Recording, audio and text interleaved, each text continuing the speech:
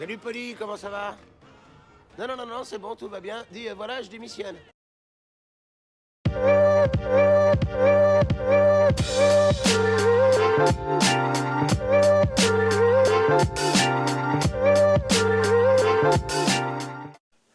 Et bonjour à tous et bienvenue sur la chaîne de l'Examen Crypto. Nous sommes le vendredi 9 mai 2025, il est 7h56. On va faire le point sur la situation du Bitcoin. On va regarder les news, les actualités, on va regarder la partie concernant la macroéconomie et bien évidemment, on va faire notre analyse du Bitcoin et de l'Ethereum. Allez, on s'installe pour ce gros programme. On démarre cette vidéo avec les news.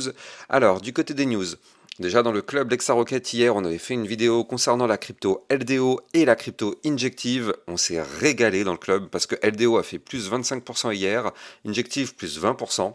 Ça, c'est dans notre poche. On s'est vraiment régalé.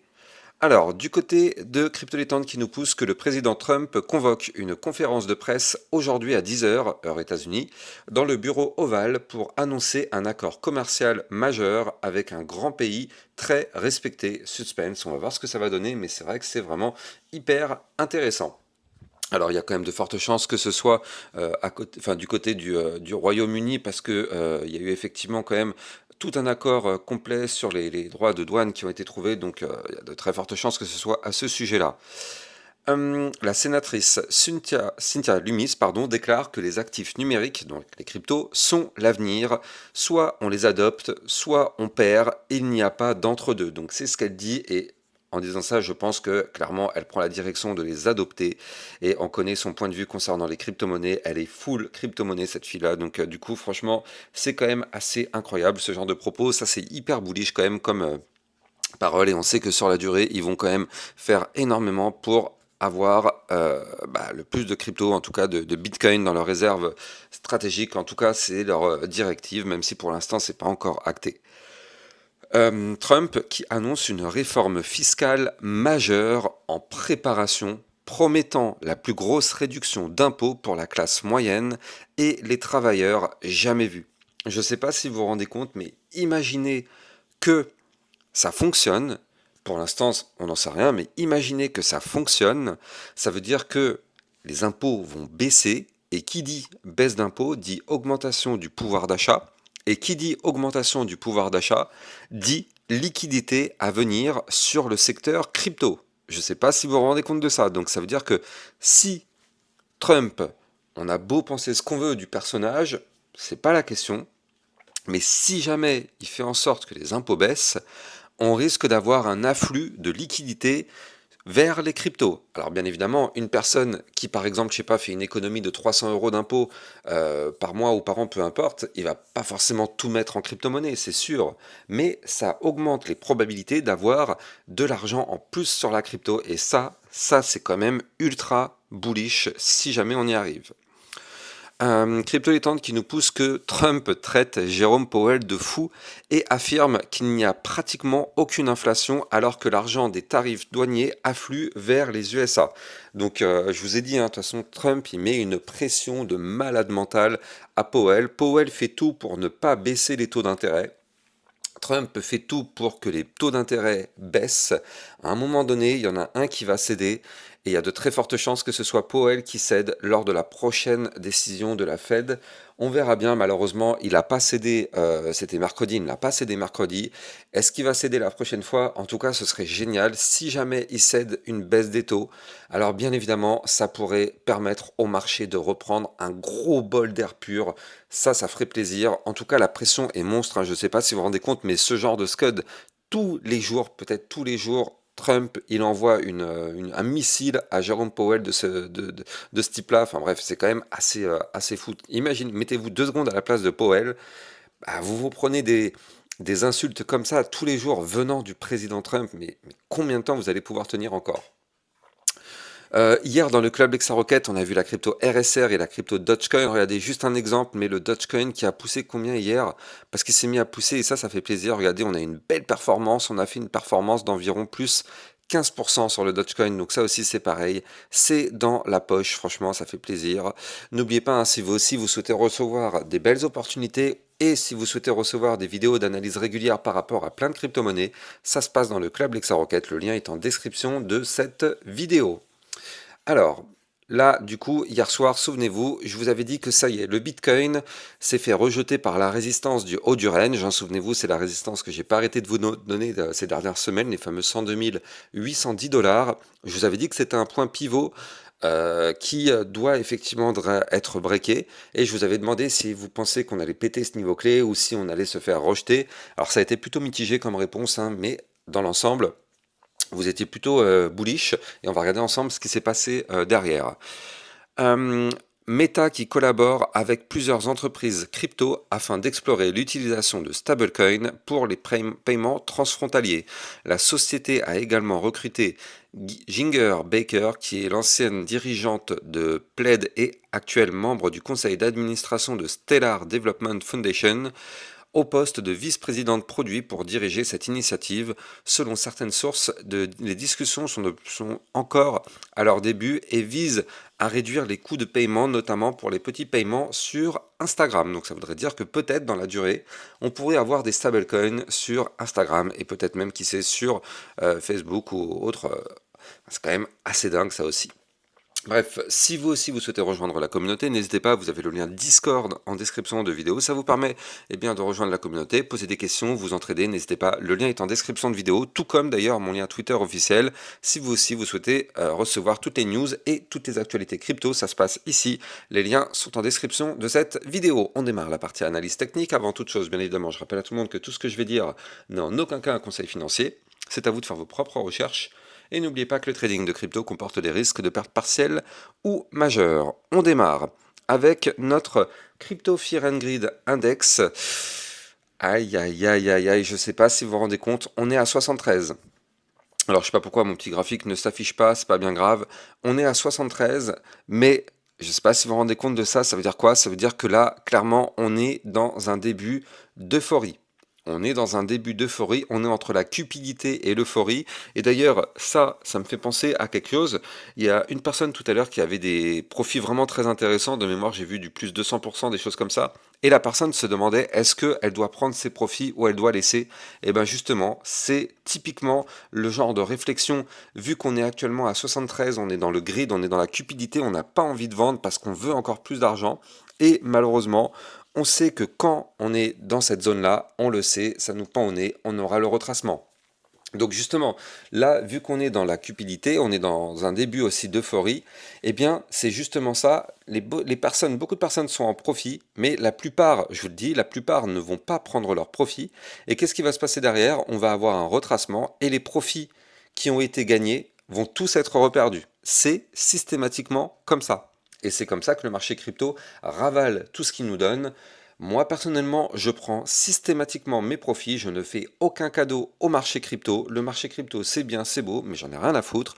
Je veux que mon argent soit sécurisé, et pour qu'il soit sécurisé, je sors de ma position et je l'envoie vers mon compte bancaire. Moi, c'est ce que je fais.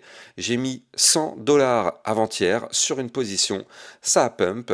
J'avais mis un levier x3, je suis sorti de la quasi-totalité de ma position et l'argent gagné est parti sur mon compte bancaire. Alors c'est pas des grosses sommes bien évidemment, mais je ne fais strictement aucun cadeau au marché. Je sais que ce marché va récupérer ce qu'il m'a donné et je n'ai pas envie qu'il récupère ce qu'il m'a donné, donc je ne lui fais pas de cadeau. Il n'y a que comme ça que ça fonctionne.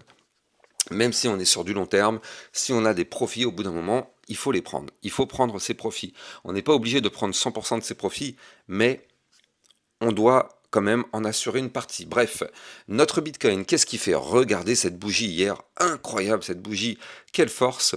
On a fait une bougie hier de 7%, si on va chercher le top. Maintenant, qu'est-ce qui s'est passé concrètement? Eh bien, comme vous pouvez le voir, on a été chercher mon haut de range. Et donc, ici, ce haut de range à 102 810, eh bien, au final, on l'a breaké quand même. On l'a breaké, on a fait une toute petite cassure au-dessus. Alors, pour moi, cette cassure n'a pas de valeur. Je vous le dis, pour moi, cette cassure n'a pas de valeur. Pourquoi je vous dis ça?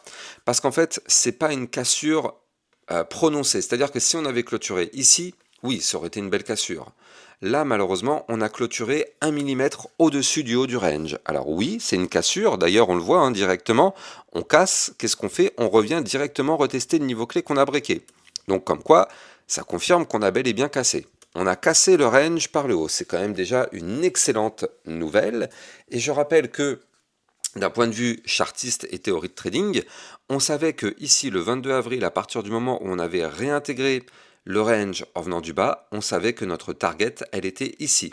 On a été chercher notre target, c'est pour ça que du coup, effectivement, trade validé, réintégration de range par le bas, on va chercher le haut du range. Franchement, techniquement parlant, là c'est une masterclass. Je veux dire, si moi je dois faire une formation sur le trading sur range, je prendrai clairement ce qui s'est passé ici avec une réintégration par le bas pour aller chercher le haut. Franchement, c'est une masterclass.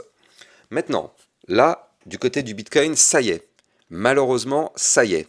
On est dans la zone de retracement. Autant les derniers jours, on était en train de toucher cette zone de retracement. Vous le voyez ici, on touche, on touche, on touche, mais on ne la réintègre pas. Sauf que là, aujourd'hui, ça y est. On y est. On est à l'intérieur de la zone de retracement. On a fait une pointe à 75. Donc là, en d'autres termes, nous sommes dans la zone de danger. Voilà, je ne peux pas le dire autrement. Nous sommes dans la zone de danger. Je vais vous remontrer ce qui s'est passé avant. À chaque fois qu'on a été dans cette zone, on a systématiquement eu le retracement. J'insiste et je prononce clairement mes mots pour toutes les personnes qui pensent que c'est le moment d'investir ou c'est le moment où ils veulent pas prendre leur profit parce qu'ils pensent que ça va continuer de monter. À chaque fois qu'on a été chercher ma boîte violette, à chaque fois on a eu le retracement. Comme vous pouvez le voir, ici on a été chercher encore, ici je prolonge, à chaque fois on a eu le retracement. Donc là, les personnes qui pensent qu'on va continuer de monter to the moon et qui ne veulent pas prendre leur profit, on va avoir le retracement. Tôt ou tard, il arrive. Tôt ou tard, ce retracement arrive. On est rentré dans la zone de retracement. Alors, on peut aller monter encore un petit peu plus haut dans cette zone de retracement. C'est pas pour autant qu'on va rester, qu'on va aller tout de suite retracer. Mais regardez quand même ici, on est venu chercher par exemple les 83, qui est quand même déjà un niveau clé relativement haut, avant d'avoir le retracement. Là actuellement on est à 75, donc effectivement on peut pousser encore un tout petit peu. Et si on pousse encore un tout petit peu, eh bien moi j'ai une target à vous proposer qui se situe ici, les 104 813, voire même juste un tout petit peu plus haut à 105 000, non, 106 165. Mais bon, je ne crois pas une seule seconde qu'on ira chercher ce niveau clé. Je n'y crois pas une seule seconde. Là, ce graphique, on est rentré dans la zone de danger, on est rentré dans la zone de retracement. Donc là, clairement, on est plus en train de se poser la question, combien de profit je dois prendre par rapport à ma position? Là, clairement, c'est ce type de question-là qu'on doit se poser, parce que là, ça veut dire quoi? Ça veut dire que le retracement nous pend au nez. Maintenant, on est en moyen terme, donc effectivement, si on a le retracement, c'est pas grave sur la durée, c'est clairement pas grave sur la durée. Là, on a un Bitcoin qui risque fortement de retracer. Si on retrace, on ira chercher les 101 508, on ira chercher ici les 99 650. On aura aussi un niveau clé à venir chercher à 98 018, voire même les 96 188. Et puis pourquoi pas ici les 93 477, puis retourner, rechercher le bas du range. Parce que je rappelle que là, on est au-dessus du range, oui, mais si on réintègre le range en venant du haut, le but théorique, exactement comme celui qu'on avait fait ici, qu'on a réintégré par le bas, c'était d'aller chercher le haut du range. Bah là, si on réintègre le range en venant du haut, le but sera d'aller chercher le bas du range. Dans tous les cas, moi je vous le dis, j'ai 100 $ à placer. Les 100 $, je les placerai si le Bitcoin revient rechercher les 92 500 $. De toute façon, j'ai déjà un ordre qui est positionné. Mon ordre, il est à 92 501 $. Voilà, c'est clair, net et précis. Mes 100 $ seront pris si le Bitcoin va chercher ces 92 501 $. En attendant, je ne mettrai pas une pièce sur le Bitcoin. Tant que le Bitcoin ne sera pas revenu rechercher ce niveau clé, je ne réinvestirai pas sur le Bitcoin. Pourquoi? Parce que comme je vous le dis, nous sommes actuellement en zone de retracement. Donc, est-ce que les 92 500 $ vont être atteints? Je n'en sais rien. Tout ce que je sais, c'est qu'effectivement, si on retrace, en tout cas, ces 92 501 seront notre target théorique à toucher. Donc moi, je trouve que ces 92 501 seront effectivement un bon niveau d'entrée en cas de retracement. C'est le jeu, soit on y retourne et dans ce cas-là, j'aurais été gagnant, soit on n'y retourne pas et malheureusement, tant pis, c'est pas grave, j'aurai d'autres opportunités par la suite, je ne prendrai pas ma position si on va chercher un point plus haut. C'est comme ça que moi je réfléchis, chacun doit avoir un raisonnement propre, mais en tout cas, moi, celui-ci est le mien. Donc dites-moi d'ailleurs en commentaire, vous, quelle est votre stratégie? Qu'est-ce que vous pensez faire par rapport à la situation actuelle? Franchement, c'est hyper intéressant. Et dites-moi si vous pensez que ça y est, le Bitcoin va enfin retracer ou si le Bitcoin va continuer de pousser to the moon. Dites-moi en commentaire et surtout argumentez parce que ça sert à rien de dire oui, ça va pousser s'il n'y a pas d'argument derrière. C'est pas intéressant pour débattre. Donc effectivement, dites-moi en commentaire ce que vous en pensez. En tout cas, là, concrètement, le Bitcoin en vue, on l'avait vu hier hein, déjà, mais en vue court terme, il est en plein dans la zone de retracement. Regardez, en court terme, on a touché les 82. En moyen terme, on est actuellement dans la zone de retracement, gros danger court terme, gros danger moyen terme. Et si on se met en hebdomadaire, qu'est-ce qu'on voit? En hebdomadaire, on a encore un tout petit peu de place, donc c'est pour ça que je vous dis pourquoi pas avoir encore une toute petite poussée haussière. Mais quand même, on va pas se mentir, ça commence à être très très très dangereux. Surtout qu'à un moment donné, là vous le voyez, on va se faire rejeter par la ligne de tendance baissière qui est ici. Donc si jamais on va chercher les 72 de RSI hebdomadaire, donc ça voudrait dire qu'on pourrait aller chercher pourquoi pas la zone des 106 000, 107 000 dollars peut-être, avant d'avoir un retracement hebdomadaire. Dans tous les cas, je le rappelle, mais même si on a un retracement, ce ne sera pas grave du tout. Alors vous allez le voir, hein, c'est comme d'habitude, vous allez le voir, ça va être marrant de voir les commentaires, mais quand on va avoir le retracement, ça y est, là il y a des personnes qui sont actuellement to the moon en train de se dire oui ça va pump, ça va pump. Quand on va avoir le retracement, vous allez voir le comportement. Des personnes vont dire oui ça y est c'est le bear market, c'est bon, c'est fini, le marché aussi est terminé, ça y est. Parce que c'est tout le temps comme ça, c'est tout le temps comme ça. Mais ça, c'est les personnes qui n'ont malheureusement pas de stratégie et qui n'ont malheureusement pas d'idéologie concernant la crypto-monnaie. Mais nous ne sommes pas naïfs. Pour l'instant, je rappelle que nous sommes toujours en vue long terme sur une configuration hautement haussière d'un point de vue long terme. On est à deux doigts de péter le dernier point haut d'un point de vue mensuel pour faire un nouvel ATH. Donc là, il y a de fortes chances que ça passe par une phase de retracement. Mais derrière, effectivement, on pourrait avoir enfin un nouvel ATH qui nous attendrait peut-être dans les prochains mois, après le retracement qu'on risque d'avoir très fortement dans les prochains jours. Là, on pourrait faire un nouvel ATH. Donc c'est quand même assez incroyable de se dire ça. Le Bitcoin pourrait prendre la direction des 120 000, 130 000 dollars. Mais encore une fois, je le rappelle, ce niveau clé, on l'aura, mais ça passera très très très sûrement d'abord par une phase de retracement. Et nous sommes prévenus et nous ne serons pas surpris et nous ne serons pas en panique quand on l'aura, ce retracement, parce qu'on le sait, on s'y attend, on l'a anticipé. Maintenant, faisons un point du côté des altcoins. Alors, on va regarder ce qui nous fait notre petite Ethereum. Alors, qu'est-ce qui nous fait l'Ethereum? Avant de continuer, je rappelle... Oh là là là là, pour l'Ethereum. Avant de continuer, je rappelle que si vous voulez trader toutes les crypto-monnaies, n'hésitez pas. Vous pouvez utiliser mon lien de parrainage Binance que vous avez en description de vidéo. Ça vous permet d'obtenir un bonus à vie sur vos frais de trading. Et ça vous permet de trader sur une plateforme enregistrée PSAN auprès de l'AMF. N'hésitez pas, le lien est en description de cette vidéo. Regardez l'Ethereum. Je vous l'avais dit depuis quelques temps, je vous avais dit que là, il fallait absolument réintégrer les 2000... Comment c'était 2000... Non, c'était les 1860, pardon. Il fallait absolument réintégrer les 1860 dollars. Ça faisait depuis maintenant une quinzaine de jours qu'on était juste en dessous de ce niveau clé. On était en train de travailler ce niveau clé. Et moi, je vous avais dit que si on réintégrait ce niveau clé, on allait être propulsé pour aller chercher de façon théorique le haut du range. Donc le haut du range à 2106 dollars. Donc là, ça y est, target atteinte, target validé. On a été réintégrer le range en venant du bas, on a été chercher le haut du range et on a même cassé ce range par le haut. Donc ça, c'est une belle cassure, pas comparé au Bitcoin qui a fait une toute petite cassure. Lui, l'Ethereum, il a fait une cassure très propre. Comme vous pouvez le voir, on avait un haut de range à 2106, on a clôturé la journée d'hier à 2209. Donc c'est une cassure validée. Attention, nous ne sommes pas naïfs. Étant donné qu'on a cassé, qu'est-ce qu'on va faire dans les prochains jours? On va retracer. On va retracer parce qu'on va revenir retester le niveau clé qu'on a breaké. Donc on a breaké les 2106, on va revenir retester les 2106 dollars.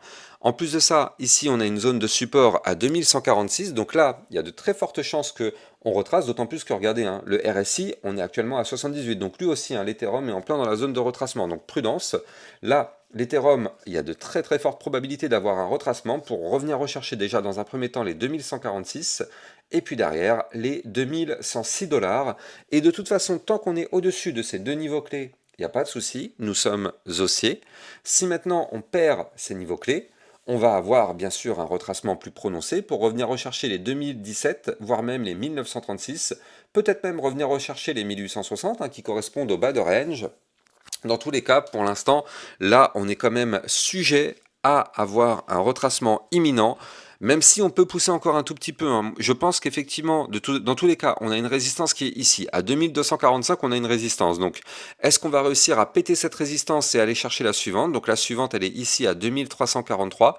Ou est-ce que les 2245 vont nous rejeter et on aura effectivement notre retracement? C'est la question. C'est la question qu'on doit se poser là. L'Ethereum, même si effectivement il a repris une belle configuration, ça fait plaisir, attention, retracement.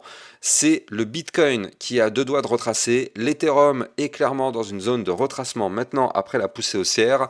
Prudence extrême, surtout si vous avez des gros profits, soyez prudents, sécurisez vos profits, ce n'est pas un conseil financier, c'est de la pure logique, vous le savez, je mets toujours en avant le principe de prudence, vous avez déjà eu des profits, vous les avez déjà perdus parce que le marché a tout ravalé, vous le savez que le marché crypto est comme ça, encore une fois, j'insiste, si vous avez des profits, pensez à prendre vos profits, vous n'êtes pas obligé de prendre tous vos profits, vous pouvez toujours laisser un petit peu en position, moi c'est ce que je fais, mais pensez à sécuriser vos profits, vous êtes là pour vous faire de la thune, vous n'êtes pas là pour regarder un porte-monnaie dans le verre sans jamais prendre vos profits, prenez des profits. Et je terminerai sur ça. Et en tout cas, j'espère que vous avez kiffé la vidéo. Si c'est le cas, n'oubliez pas de liker, commenter, partager au maximum. Abonnez-vous à la chaîne YouTube pour recevoir tous les jours 1, 2 à 3 vidéos concernant le Bitcoin et les altcoins. Excellente journée, à plus tard, ciao ciao. Bitcoin, Ethereum, you know the drill. Lost it all but came back with the skill.